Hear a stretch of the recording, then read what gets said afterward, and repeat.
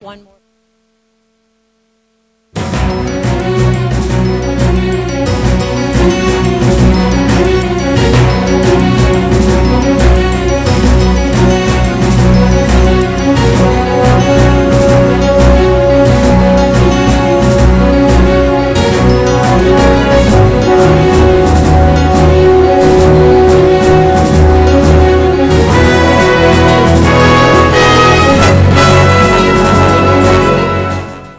Good morning, Commissioners, and welcome to the May 6th workshop of the Orlando City Council.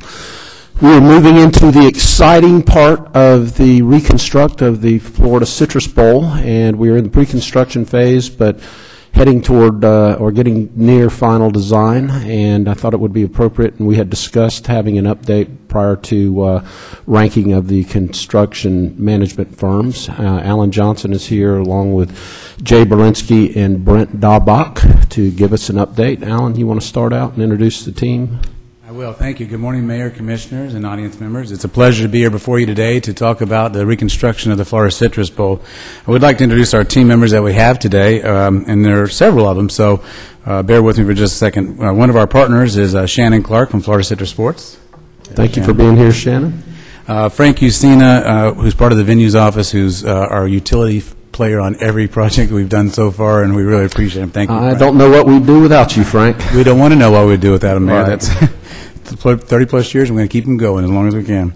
We also have Gennaro Coulter, who has worked on a blueprint and was on our selection committee. Jay Berlinsky, who's part of the owner's rep team from SC Advisors. Brent Daubach, project director, SC Advisors. Rick Strawn, design principal with HNTB. We have Joe Baker, senior project manager with Rhodes Brito. Hey, Joe. Douglas Oot with project manager of Hunt Construction. And they're a great partner on ours and bringing in a lot of resources to assist us as well. We also have a few others, James Bernardo from the Treasury Office, and John Thompson from the City's Attorney's Office, who's working with us on this project. I'll introduce a couple other people that we have out the last row is Craig Borkin, Charlie Leone, and Kirk Wingerson from the Orlando venue staff are working closely to work on this project as well.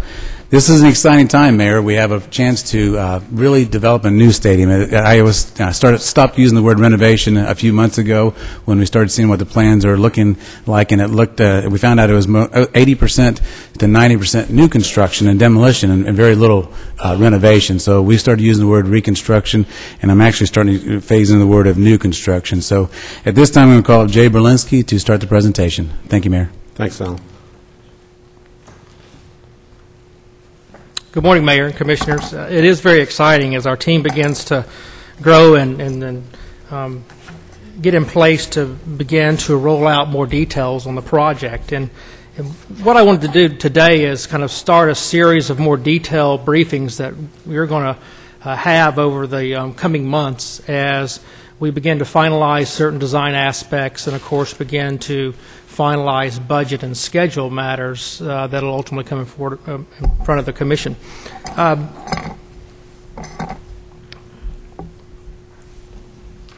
The things that we want to discuss and touch on today is to just to give you some highlights of touching on our goals and then the highlights of where the program is right now.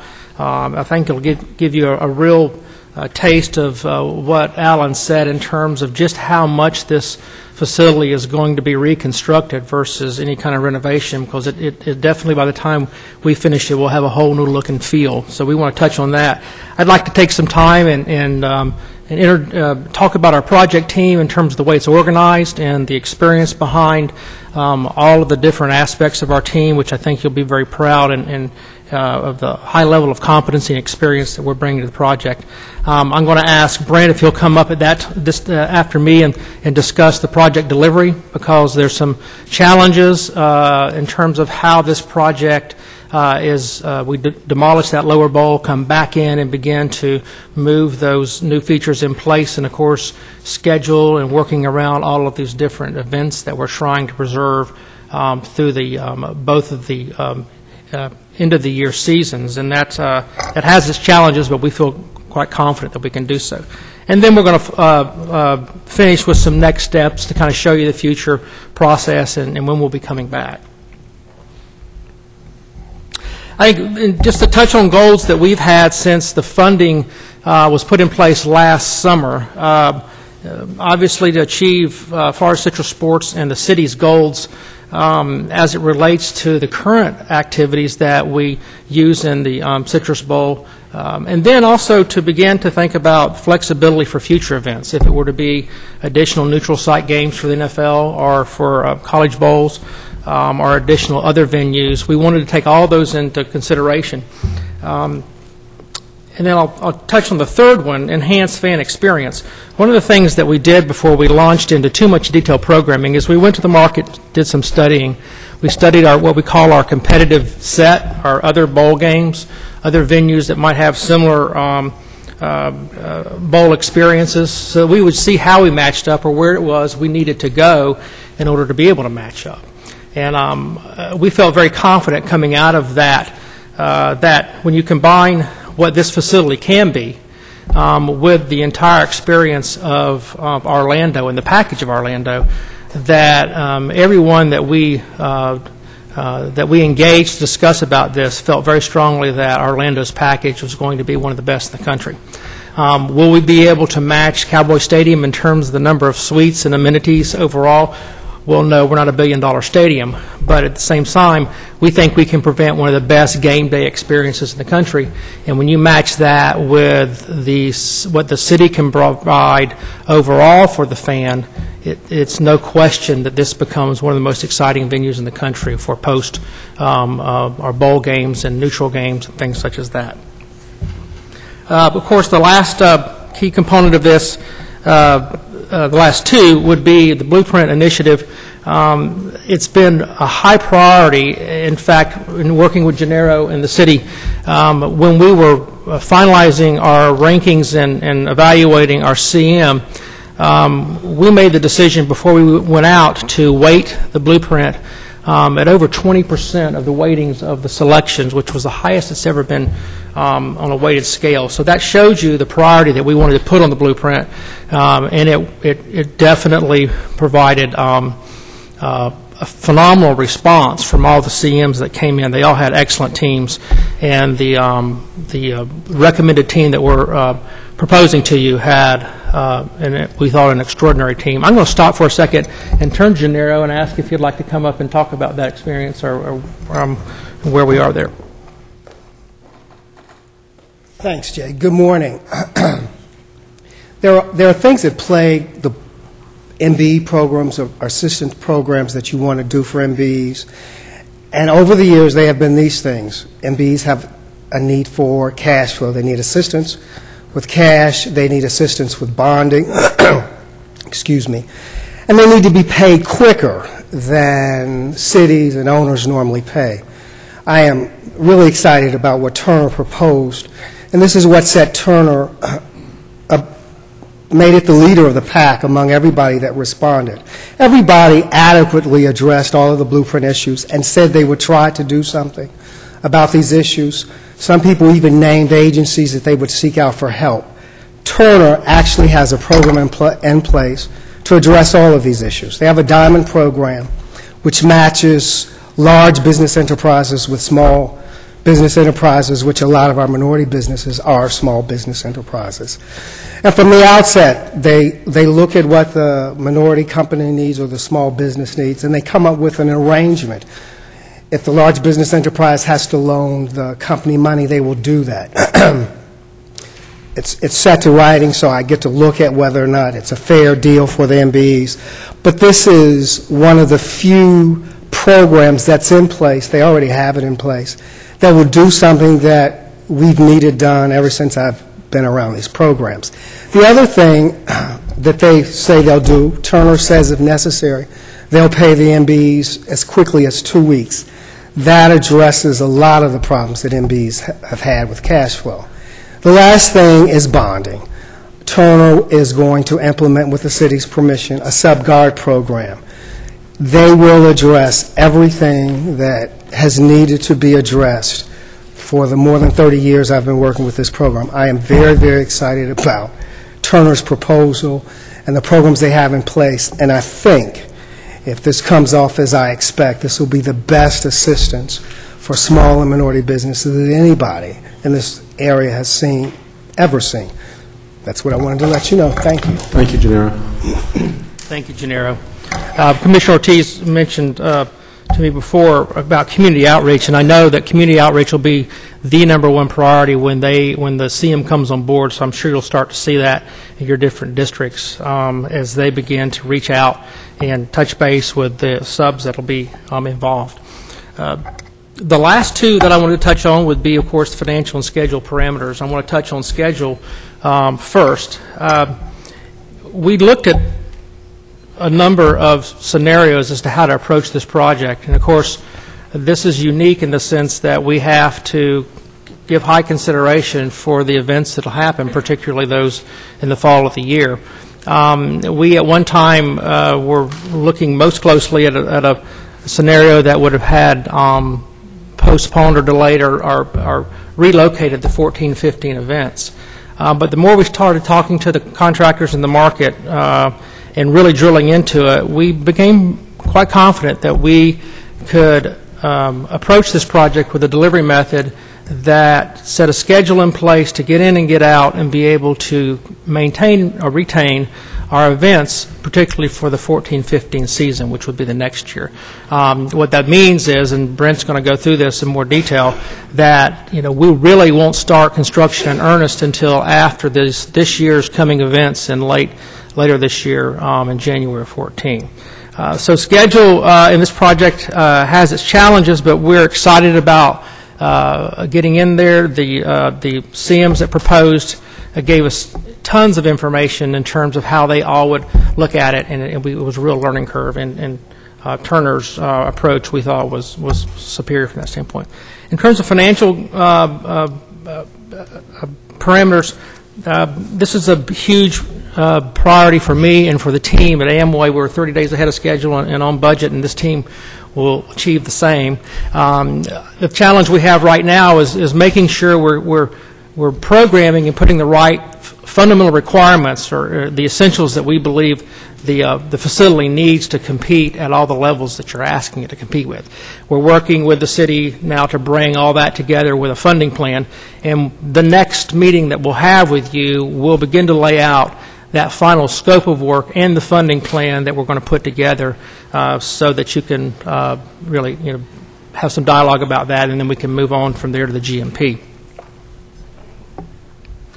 Really quick, in terms of highlights, we kind of just put this in bullet form. You can begin to see just how significant the reconstruction really is. 80% of the existing stadium is going to be demolished and reconstructed.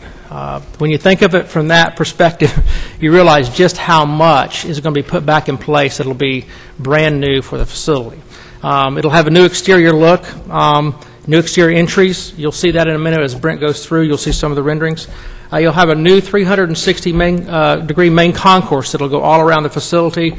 They'll be obviously much wider, improved in terms of queuing areas for concessions, restrooms. New stadium seating lower bowl will be completely new. Of course, we will completely demo the entire lower bowl and bring back in state-of-the-art new seats, 6 more inches of legroom in the lower bowl, and club-level seating bowls. New team facilities and operations at all the back of the house. The new club level will have a combined of enclosed space as well as a open air space in the club from sideline to sideline. That's going to be a very exciting space, as you'll see. New suites on the west side, new kitchen operation areas, improved vertical transportation, which has been something we've really worked hard on in terms of the combination of elevators, more elevators, escalators, stair entries, whatever it takes to get the fan experience to be the best it can to get people in their seats and then to exit stadium.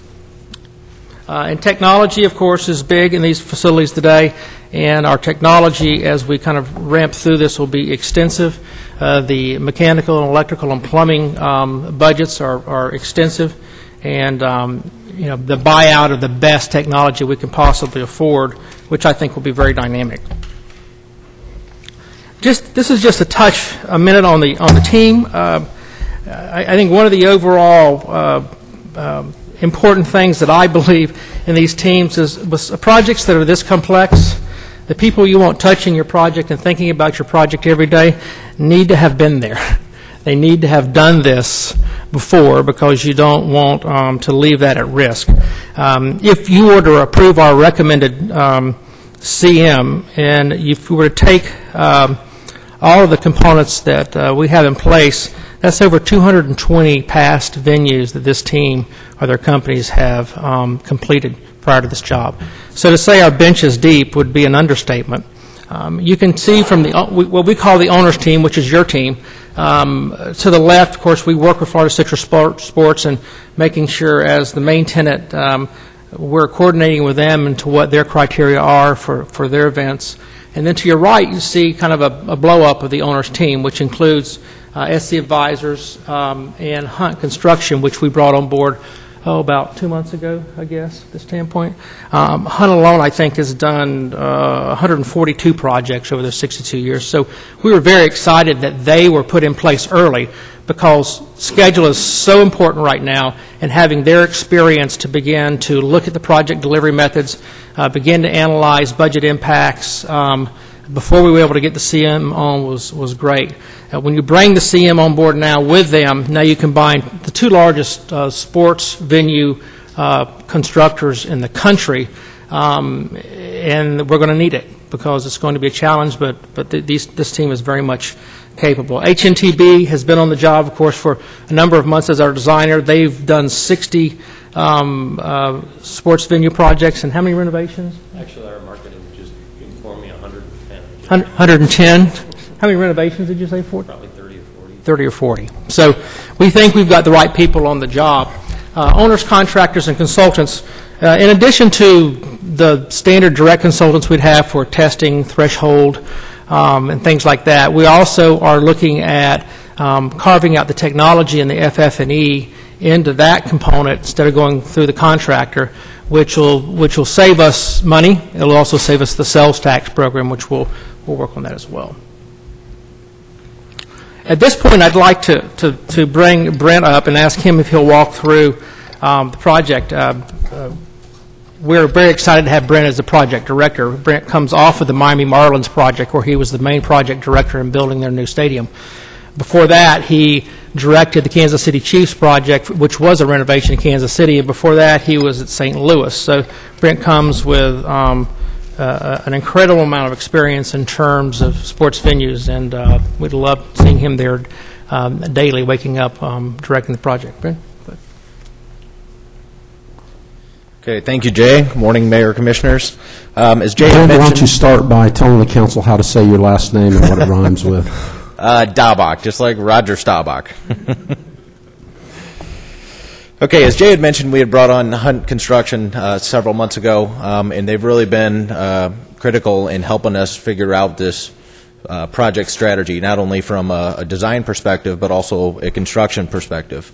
What we will show you today are some conceptual strategies. Obviously, we don't have our CM on board. As we look to Turner in the future, we will finalize this strategy and show you exactly how this will be constructed, and as Jay had mentioned on future meetings, give you the specific scope of the project and what will or will not be complete for these future events. Obviously, these major events are a priority for this project, and as you see here in the first bullet point, we need to achieve the project goals with minimal impact to those events. We list 4 major events here. There are other events out at the complex, if you will, be it concerts or other carnivals and things like that, that we will, again, try to accommodate as best we can throughout the construction progress. But our main 4 events are the Florida Classic, Russell Athletic Bowl, Capital One Bowl, and the Monster Jam. Now, as we mentioned, those 4 events, those happen from roughly mid-November to late January. So, as you can see, we do have a small window of approximately 9 months to complete the bulk of the construction of this project. And one of our main targets for the project strategy is to do this as efficiently as possible. not only from just a time perspective, but also determining what materials need to be pre-ordered, what materials can be prefabricated, and that's why it's critical for us to get our CM on board. You'll see over the next 3 months, we do have a very critical design period. We need to make some decisions on what those materials are, how we're going to construct this stadium, and when we need these documents. We have in bold here the kind of the design schedule, and those dates cannot be missed, or they affect the later dates that you see for construction that I'll speak to in a minute. But what's critical about getting our CM on board is we have 50% design completion that was released last week. We have gone through that with our program manager and Hunt, and we need to get our CM on board to validate estimates for what the cost is and start determining these materials that we spoke about earlier so that we can get our 100% design completion by July of 13. So we can hit those dates for 100% construction documents, and really the real critical date is that August 2013. And the reason that one is so critical is that a lot of these materials have 6 to 8 month lead times, specifically vertical transportation and some of the precast systems. So we need to get out in the market in August, start bidding out these systems, and bring in not only our CM on board, but also subcontractors as early as August. And you can see some of the other design releases, November of this year, and then the final package, which is really some of the finishes at the first part of next year. Now, the reason this design schedule is so critical is that we need to start prepping the building for demolition, the 80% of the demolition that Jay spoke to, in October and November of this year. We will start decommissioning some of the electrical systems, plumbing systems, nothing that will affect any of the events this year, but we need to get a head start on our construction so that after the Monster Jam, we can immediately start the demolition process. I'll show you a few slides here on what that process looks like, but obviously we need to get that completed as soon as possible to have the stadium ready for the Florida Classic in November of 2014. Now also, we understand that not everything will be done in November 2014. Probably not everything will be done for the Capital One Bowl, but we're going to get as much as we can done, and it may take another month or two after those events. That's why we show a substantial completion date of April 2015 for the project. We'll have a closeout period after that of a few months as well. So let's talk about the sequence of construction and how this facility looks when we're done. As you can see from the slide here, this shows the demolition sequence. This is February 1st, 2014. You're looking at the north end of the stadium, looking towards the south. You will see that we are starting on the lower bowls, if you will. There are 2 bowls there. And one of the things that we need to do in order to accommodate this new vertical transportation that Jay spoke of is we need to remove the existing ramps that are in place. We're going to build back more escalators, more elevators, new stair towers to accommodate the people on the upper bowls, but that is part of the demolition sequence. So we will work from south to north. Approximately 5 to 6 weeks later, we end up with a structure that looks like this. And this structure is basically down to the structure that was built in the early 90s that supports the existing suite level and the 300 level and the 300 level seating bowls. We start our new construction back on the south end, and you see on the left side of the screen there the new structures for the vertical circulation, the escalators, elevators, stair towers. And we'll continue to work down the sidelines from south to north. Once we get our CM on board, they'll tell us exactly how many crews. We're anticipating somewhere between 2 and 3 crews working as many as 20 hours a day. So we'll definitely have 2 shifts. We understand that we need to accommodate the local neighborhoods and noise ordinances, but we will have to do quite a bit of shift work in order to accommodate this schedule. Here's where we think this will be in about August of 2014. We are still about 60 to 90 days out from our first event.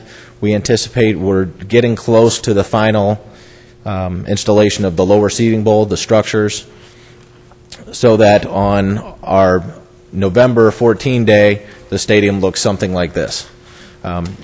This is a little different than some of the renderings you've seen before. We now have all of our vertical circulation outbound from the existing building footprint, which really allows us to build that without any interruption from the demolition sequence, and it really provides for a new, fresh look on the east and west facades of the stadium.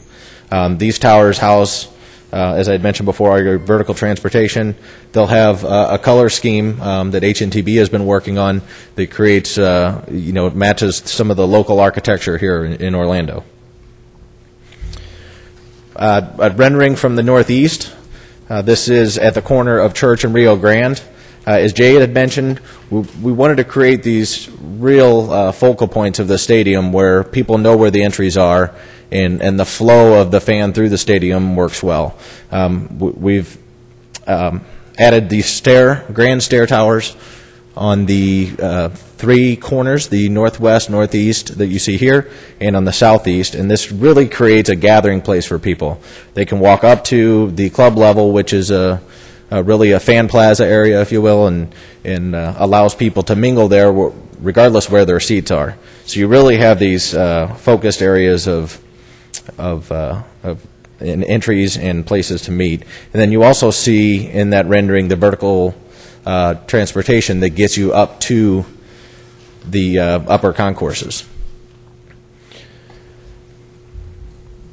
Again, here's this is the new structure outside of the existing building footprint. It does show you that open air atrium feel that we're going to get with the new light steel structure and the architectural panels that you see there. So obviously, we have a lot of planning to do, and planning is going to be key for the success of this project. And as you know, on today's agenda item, we have Turner's, or the ranking of the committees, the committee's ranking for the CMs, and approval of that so we can enter a contract with Turner. Obviously, we need them for pre-construction services to nail down all these material selections, help HNTB finalize the design so we can meet these design and construction dates. And Jay, I'll turn it back to you to talk about our next meeting. I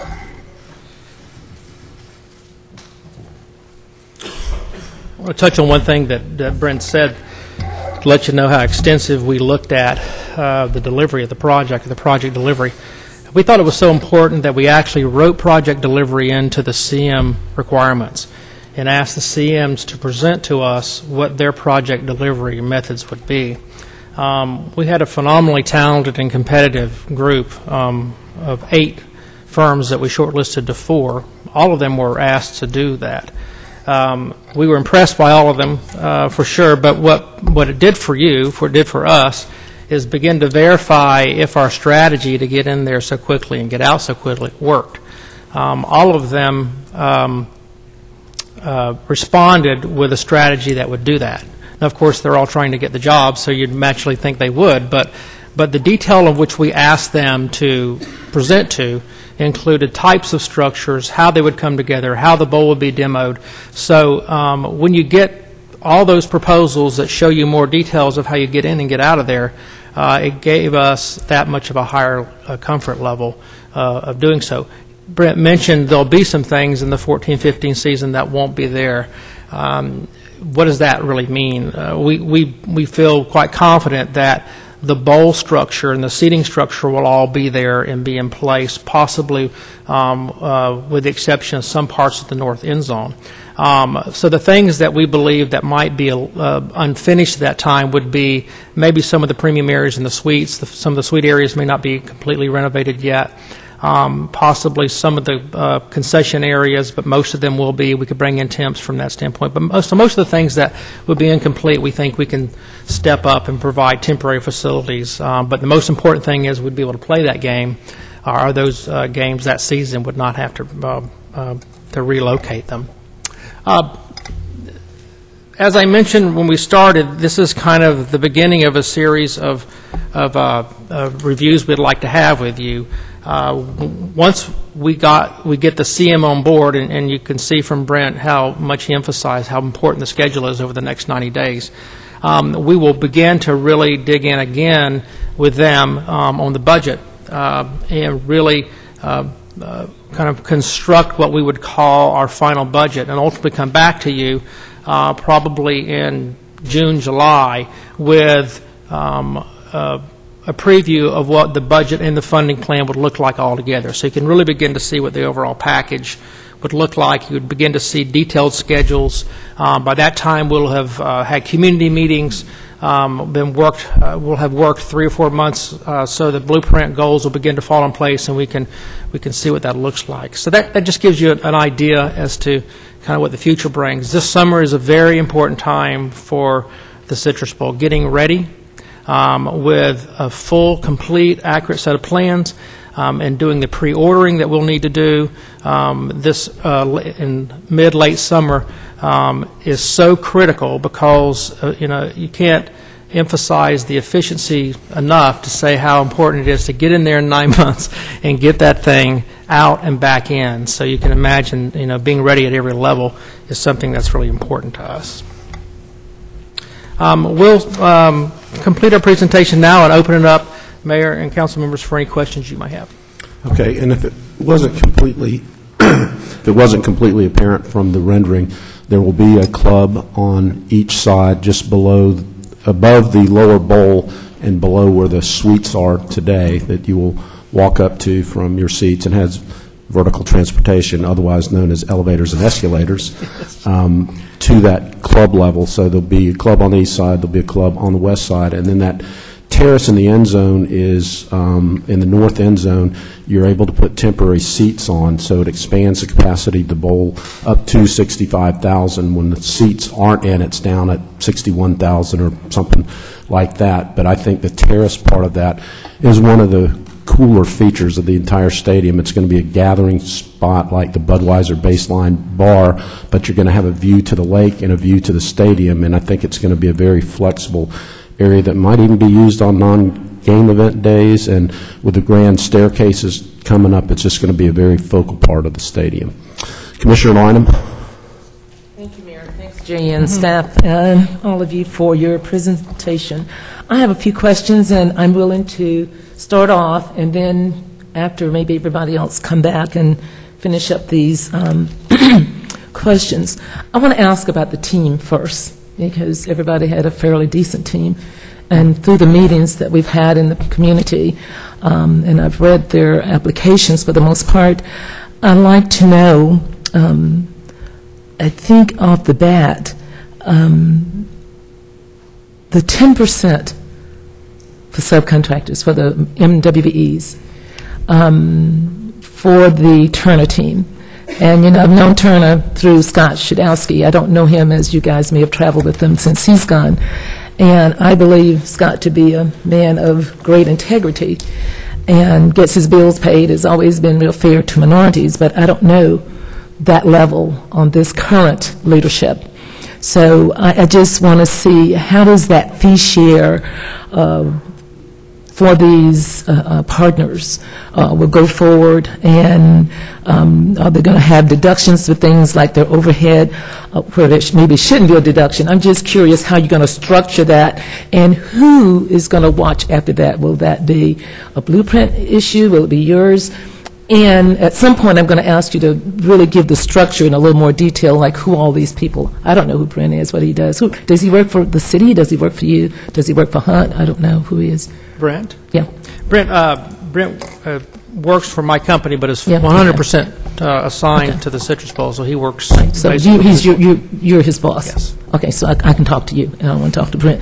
So can someone respond to just that piece? I don't know that you or Gennaro, how you made those. All of those companies had great blueprint, well, for the most part. And this one was one of the highest, except a lot of times they have these high marks. And those second tier or first tier, wherever they're putting them, never really get paid that share. That's a good point, Commissioner Lynham. It's important to note that if you approve the rankings today, what happens next is we move to the number one ranking and negotiate that contract in detail. And those questions that Commissioner Lynham is asking are ones that we will dig into in greater detail in terms of the final contract they sign, and certainly use our experience that we with the Amway and with DPAC and others to drill into those questions, Commissioner, and make sure we understand that they match the expectations of what their presentation has been, because they were quite impressive in terms of the level of participation that they were giving at the prime level, the management level, as well as the subcontractor level. So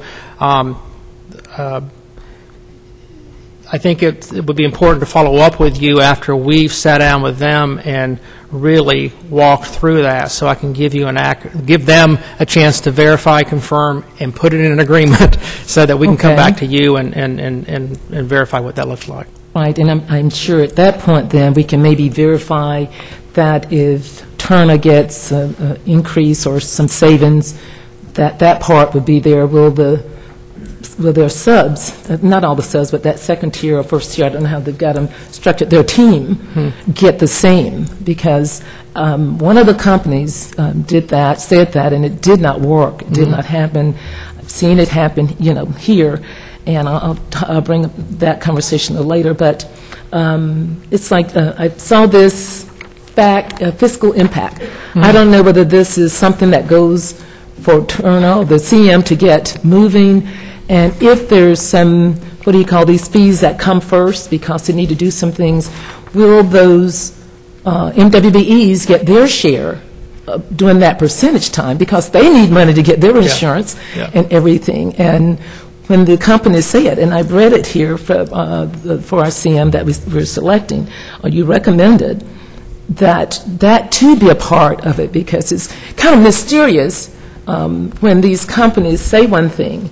And I've seen it 100 times here because I like looking at that information, that their team members are treated with that kind of respect. So that's another piece. And I don't know what this issue is, and I can talk to I saw him, Alan, later about it to see whether that 700 and 28,700 is that going forward to the CM, and whether that their team gets a share of that. We can right afterwards, if you don't mind. But I think that part is just that they get their proportionate share. That's the scary part for us. But one thing that, learning over the process that we emphasized to the CMs was we wanted to know specifically what their partners were doing, so that we could define the scope of work definitively, so there wasn't as much gray area between, okay, you're going to give them some percentage of the fee or this, but if we could define their scope of what they're doing, then we could tie back and get some more clarity going into the contract, so that there was, equity in terms of what they were saying versus that it actually was happening on the ground. And we can follow up with you, Commissioner, on the pre-con number, which is what we're asking for to get back to you on budget stuff. Because I saw that in the application. They identified each one and what they would do, and some had more experience than others, so you certainly wouldn't give one charge of rebar. Right. When they've never constructed a sidewalk kind of situation. I was just looking at that in their application that they submitted, and I would suspect all of them would not be administrative assistants either.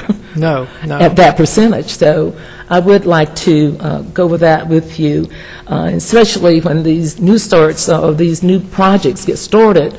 Everybody needs, we used to call them, I think with the event center, was it mobility funds or insurance or whatever it is?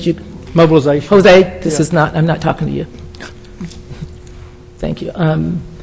But here I know we may be looking at insurance costs and whatnot. So I know we're going to iron that out, if you don't mind. But I think for the record, this is not as always pretty as it looks. It looks pretty, but the devil is in the details. It is. And I like to bring the devil out today so that we can work those details out later to make sure that we can perform.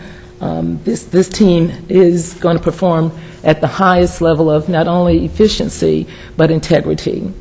And I know we said we would look at their parts and deal with that later. I noticed also in the CM's application, they said they would be a mentor-protege. And will each of their team members, the MDEs, be given a person, or one person is supposed to mentor protege the whole four? I think it's 4 or 5 of them. I don't remember just now. You've got Verdi, you've got Votram, you've got JCB, you've got Aria Burns. The mentor-protege piece, do they go in as one mentor-protege is going to take care of all of them, or each one will have, depending on their workload, a mentor-protege? Good question. You're talking at the management level, at the prime management level for Yeah, the but for the whatever they CM. do, because, you know, Yeah. those were some of the issues we fell very short on before. And, of course, everybody began to hate Reverend Bracey when there were some problems came up. But they were legitimate questions that we never ironed out in the contract, because it's the first time we've done something like that.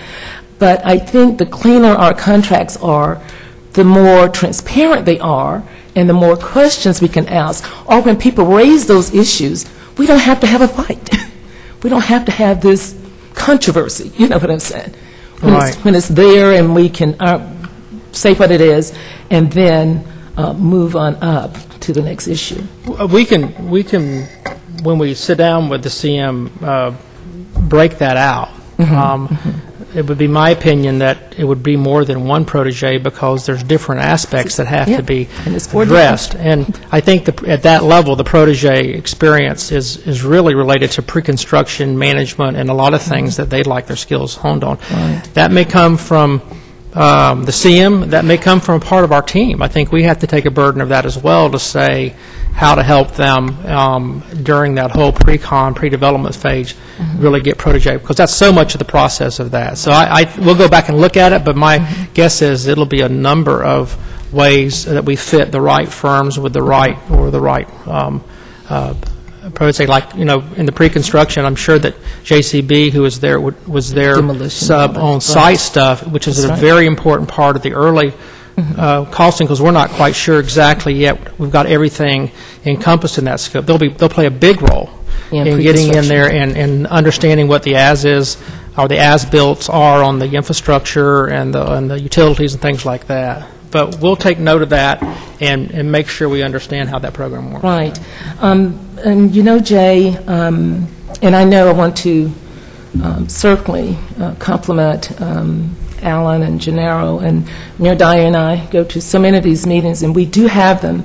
So when people come up, and try not to be rude, but when we've had 2 or 3 meetings, then a year into a project come up and never made any of the meetings, it irritates me. But I think we also need to have these questions out of the way, and I know we're going to do something else, because I need to bring in the neighborhood folks across the street from the stadium and those businesses, and share with you a little project we're doing. And it started actually with Steve Hogan. We had a conversation, I think I mentioned to Mayor Dyer, you heard us talk about it, that we really got to do something simultaneously. We're going to have the community meeting as soon as we can, because when you really get moving, I don't need you to get away from your assignment. And I know you're moving fast now, but maybe we can bring those folks in. But for the past 3 months, Walter Hawkins, and then then he brought in Kim Kane, Mayor Dyer, and Commissioners. Kim King. I have allergies. We're going to get it right sooner or later. That's why I'm talking this way. We sent a letter out to the businesses saying that we're going to have a new Citrus Bowl, a reconstructed or new, or whatever you want to call it. And they're all excited, and we want to do some facade stuff with them. We haven't done the same thing for the homes on the west side of Tampa. I have been on Allen for a while to purchase that little piece of property I told you about, Allen. I'll just whisper it to you, but that we have a great opportunity. But I'll talk to you privately about that. I didn't hear anything about the presentations for any of these companies other than one I knew about, who was willing to come and partner with us to make sure that coming into a new event center, those businesses are going to look real good. Then across the street, that view would be pleasant also. I would like to see did anyone speak to that during the? I know you're focused on particularly the businesses on Church Street. Yeah, it's church. Coming up to we the did those little facility. side streets with all those metal companies and the roofing companies, called code enforcement 100 times. We're going to deal with that part. But I just wondered whether any of those companies, other than the one I do know for certainty, was interested. Will this CM be interested in helping to play a part in it at some time? That should be a part of the discussion. I know we began to look at the streetscape that's coming Yeah, I along. talked to you about it. That's who it was. right. See, there you We looked at the streetscape because we're redoing Church Yes. Street. So we Yes. were going to come back to you and let's see how the streetscape impacts those Yes. businesses first, because could be a big They're part all of going to that. wait until the streetscape is done before they do resodding or new pathways. Those we've interviewed, and I believe we have visited every one that looked very bad. I mean, they were not bad, but just needed a spruce up kind of thing. But the other pieces, if we can go over that. Okay. And I know, I want to see, has Toronto's Diamond program ever been implemented? I know they've done some things in the past, but that Diamond program, I'm just not sure whether it was ever implemented. Did anyone ask about the status of that? Janera?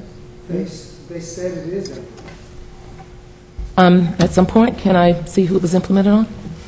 If it's not a secret? Okay. Does Toronto have any outstanding debt to any existing MWBEs? I see they're going to pay in 2 weeks, and if you're not paying your bills now, what does that mean for later? We're not aware of any, but we can ask those questions. And, Did you, okay. Commissioner, to your knowledge? Yeah, there's 2 companies there in litigation, but everyone... Yeah, I've read the application. I saw those were out of state of Miami and somewhere else or something, wasn't it? One here? Okay, I think I saw it in the... Okay, I think I saw it in the application. Okay, well, for right now, I may come back later, and maybe you and I can schedule a meeting with Gennaro. And I'm asking to the mayor and council, I've really talked about this to Jay to some extent prior to now, and as we went into all those meetings to listen to things that are important for the community. I know it's going to be successful. We've got a great team moving forward for our staff, but I do want to know at some point maybe we can give the different layers of staff and who does what and how much it's going to cost us in real dollars. Thank you very much. Thank you, Mayor and Commissioner. Thank you, Commissioner. Commissioner Sheehan. I just had a couple things. Thanks, Jay. And, I just wanted to say on the quick turnaround of the subcontractors, I mean, that's critically important to a small business. I mean, 2 weeks is great because, if they're working at net 90, net 180, and you're a small business, and a lot of small businesses have already had their line of credits cut, and as they're trying to recover in this economy, that's critically important. So, Gennaro, that's a really great job on working with that because that's a huge concern to small businesses. And I also wanted to say about the architecture, that really does help create a sense of place, and I really like that it celebrates Florida, the front porch, the openness. That's beautiful, so great job on that. And now I know why you didn't show me, Jay, because I'd let the cat out of the bag. It's absolutely breathtaking. And I know that's an ambitious construction schedule, and are you all going to be implementing the rapid construction practices that we've been seeing on like Sky House and things like that, where they've been going in and working crews together? Are you all going to be implementing that? We don't know exactly the technical approach that we'll take, and certainly the CM, getting them on board, because they're the ones that have to execute on that strategy. They have to be at the table figuring what that is. Okay. Most of what is used in venues, for the most part, is akin to the rapid construction method. Mm-hmm. The one that you're familiar with here in town really is well suited for that project or any vertical project because they do the same floor over and over again, so they really can get some achieving of that, as you saw how quickly it went up. Right. The challenge about a venue is no floor is ever the same. Okay. Every seat's the same. And so, but the point still is emphasized. The whole thing has to be rapid to a certain degree because we have so little time, and that'll be a huge part of coming back and telling you exactly how we'll do that. We've even begun to move and have conversations with the subs right now because on the structural elements, we need to know from them, just in conversation, what is the most efficient structure to use, cast-in-place concrete, precast, and those will make a big impact on how quickly we can get in and get out of there. Okay, thank you. Thank you, Mayor. Thank you, Commissioner. Commissioner Ings. Thank you, Mayor. Thank you, Jay. Really appreciate the presentation this morning. But in looking at the 360-degree main concourse, is that just going to be on one level? Because the way the renderings show here on that north end, that's pretty open, and it really doesn't wrap around. And I was under the impression that it would be wrapping around. The north end will wrap around at what we would kind of call the 100 level. And so there'll be a continuous concourse on both the south and the north end that'll move from east to west and around. So it'll have wider concourses of the same dimensions on both sides. That porch is at the top of the seating, of the lower bowl, so the seats will be below that terrace or porch on the north end zone. Okay. So then the upper level, those seatings are all temporary? That's well, on the additional sidelines, you'll have the upper level that exists today. Right. And in the south end zone, we're still discussing that will probably be permanent, could be temporary, but definitely in the north end zone, it'll be temporary seating that you would, I didn't realize we wouldn't own it, but we would lease it for events that we wanted 65,000. Okay. So it won't be a completely round bowl then? Not necessarily on the 200 level or the level above the 100. Now, temporary seating, you're right, on the is definitely planned for the north end, and we're actually looking at the south end too. In fact, temporary seating actually gets us more seats than permanent seating because the temps are a little more efficient. But they would stack up and be kind of equivalent to that second level that new second level will build around on what we call the second level or level 2. Okay. Any banquet facilities in this rendering at all? Because that's what I remember from the last rendering, and I don't know what real changes have occurred from the new rendering that we have today. Programmatically, not to the scale and the scope that was in the original plans, but our club space alone is how many square feet right now? 10,000 enclosed and about 25 total on each side. 25,000 total on each side. Each side of the east and the west has a total of 25,000 square feet, which is where the clubs, the club and premium seating will be, or the clubs will be. So that's a lot of space. So I mean, it's accommodating in a game type situation. How many per side? Roughly 2,500. 2,500 to 3,000 people. Okay. And then parking around the stadium itself, because you know we've got that lot number 4, is it, Alan? Will that kind of remain intact? And if so, will we be able to have a system in place where people are directed in, because you have a mix of pedestrian traffic as well as vehicular traffic, and it makes it kind of hard in getting into those particular parking areas? Commissioner, I would say the parking right now overall is somewhat in flux as we've tried to get our final bowl in place. One of the things that we've programmed is the Citrus Bowl never really had a single back of the house area. It was sometimes in the north end, sometimes in the south end, and we've taken the south west corner and began to make that the central delivery loading area. That's going to impact some parking on that side, as well as the finishes on Church Street. There are a lot of things and variables that will impact exactly what parking will be. I prefer we'll take note of that, because that's a good point, and one we're working on that. And the next time we come back, we'll have a little better diagram as to what the parking scenario is going to look like. Okay.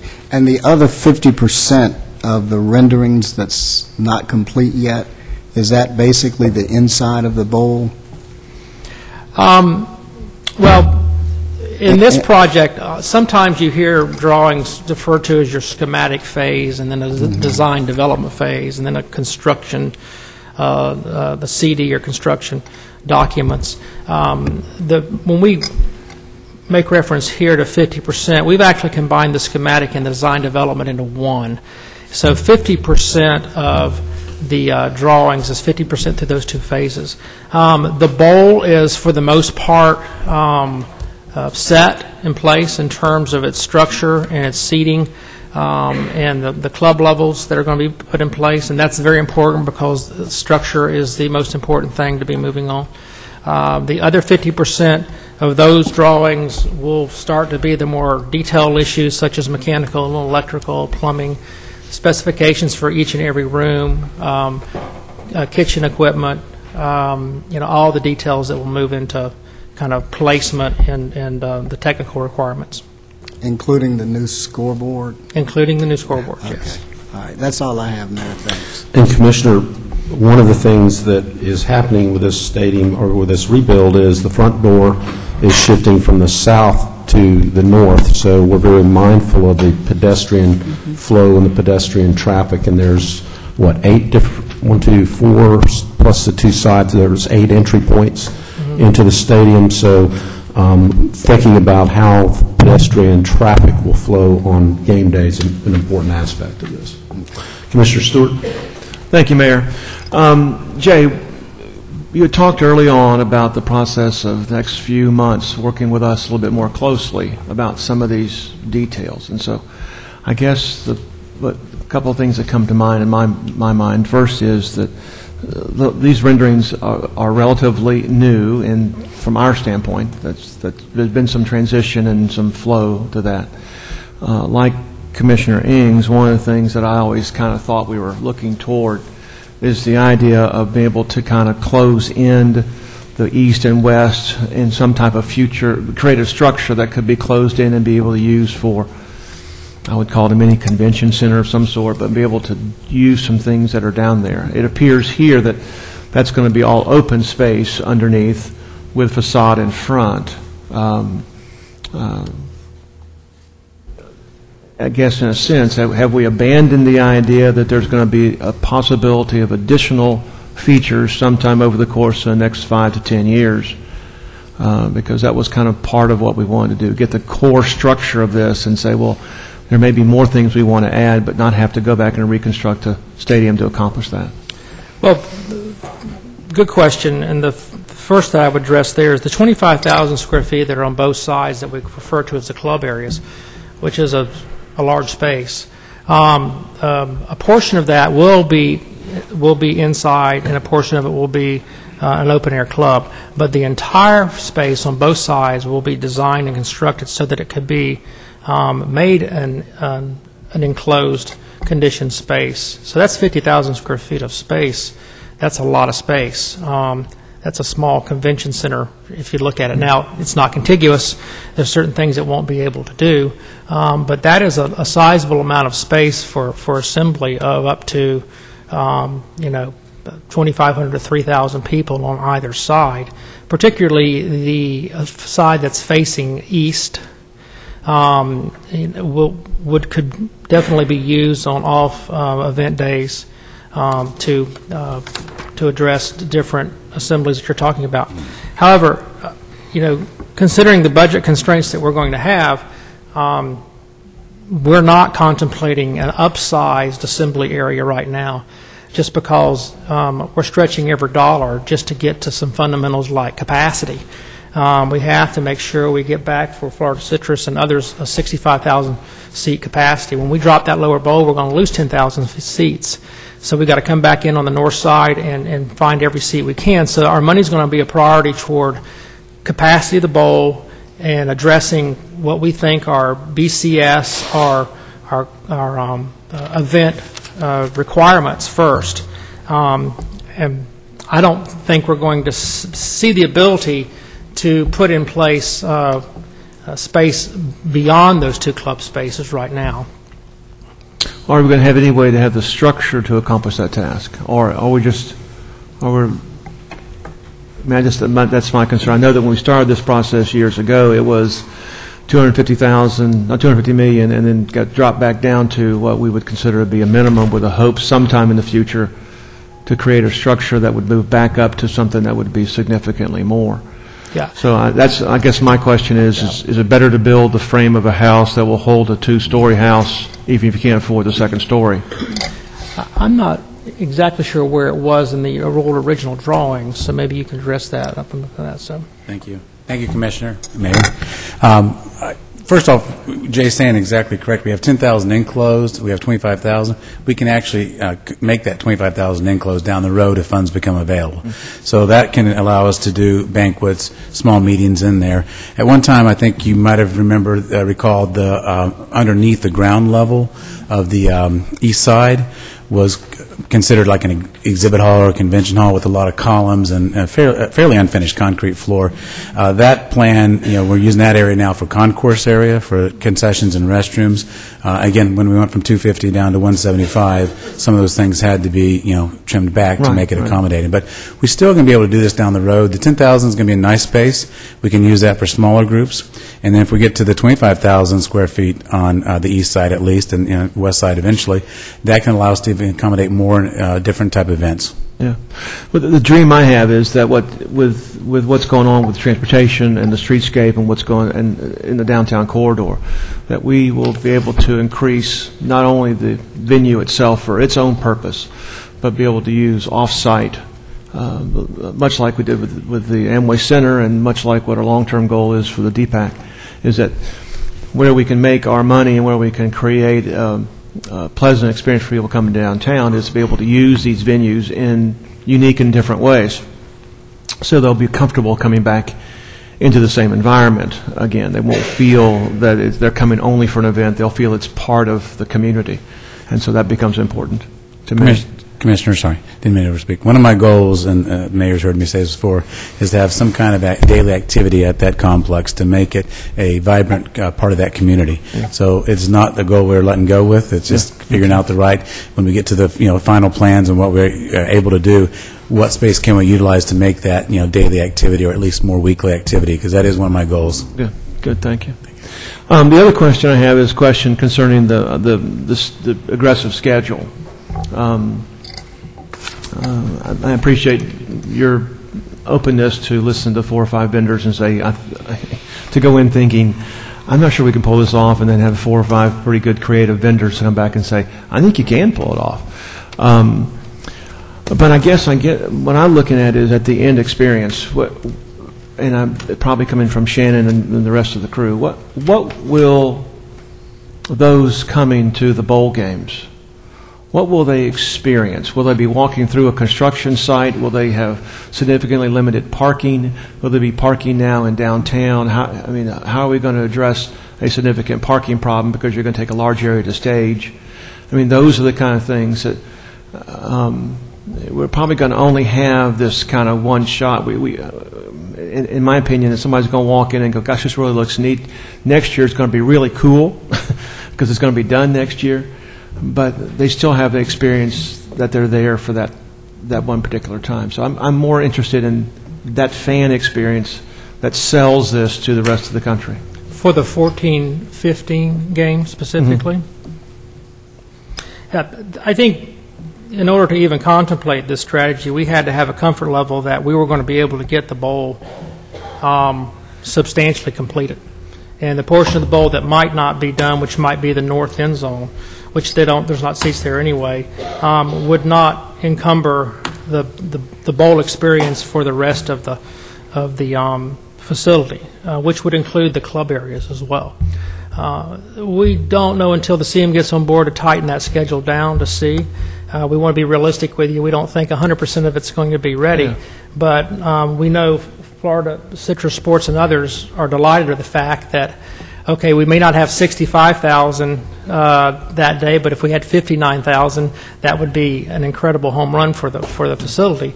And if some of the amenities, such as finalizing some of the suite improvements, were to be done later on, that wouldn't be that big of a miss. But I think it's going to come down to, is obviously very important that the big items were in place for the fan experience: vertical transportation, elevators, escalators, seating bowl in place, restrooms in place, the majority of the concessions. So we feel comfortable that all that will be delivered in a great experience. It'll just be the some of the finishes on the back side right now. Although, at the next progression meeting, we'll address that, because we'll know we're speaking about things that our CM has to deliver. Our CM's not on board yet. Yeah. So that important part of this has to be kind of verified by them. And the last thing is, what you have in front of you, as you know, is 7 great salespeople whose job is to continue to sell this to the community. So the more information that we can get from you, this electronically, some things that we can help to be able to send this signal. I mean, we're asking the same questions that we're hearing.